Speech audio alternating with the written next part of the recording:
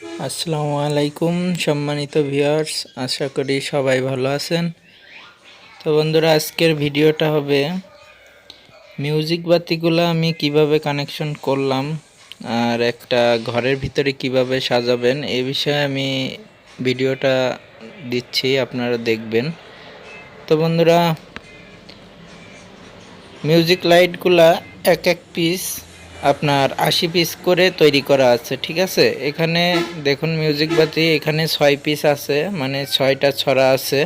এখানে এক এক ছড়ার ভিতরে 80 পিস করে দিয়ে তৈরি করা আছে, ঠিক আছে। এখানে আমরা 80 পিস দিয়ে তৈরি করেছি। এখানে যদি 50-55 পিস করে তৈরি করি তাহলে তার একটু কম লাগবে আর ডুমও কম লাগবে, ঠিক আছে। দেখুন বন্ধুরা, এখানে আমার দোকানে একটা মিউজিক বাতি লাগানো আছে, ঠিক আছে। এখানে 80 পিস দিয়ে তৈরি করা আছে। তো বন্ধুরা, যদি বিক্রি করার জন্য আপনারা তৈরি করেন তো 80 পিস করেই দেবেন, সেটাই অনেক দিন লাস্টিং করে। আর 80 পিসের কম দিলে সেটা বেশি দিন টেকে না, ঠিক আছে।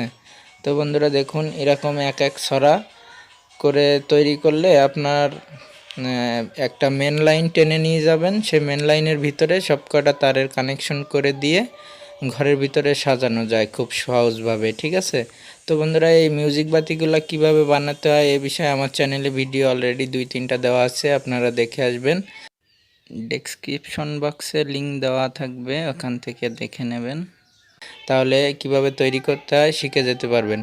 তো বন্ধুরা দেখুন, আমি এটা আমার দোকানে এখন একটু টেস্টিং করলাম সব কটা একসাথে জ্বালায়ে।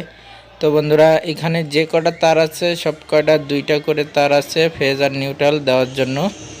তো বন্ধুরা, এখানে লাল সবুজ কালার আছে, লাল নীল কালার আছে, ঠিক আছে।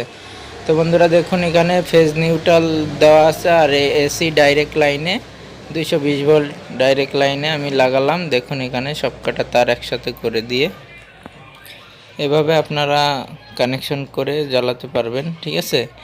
এখন আমি এগুলো আপনাদের একটু জ্বালাই দেখাই, কত সুন্দর মিউজিক করছে।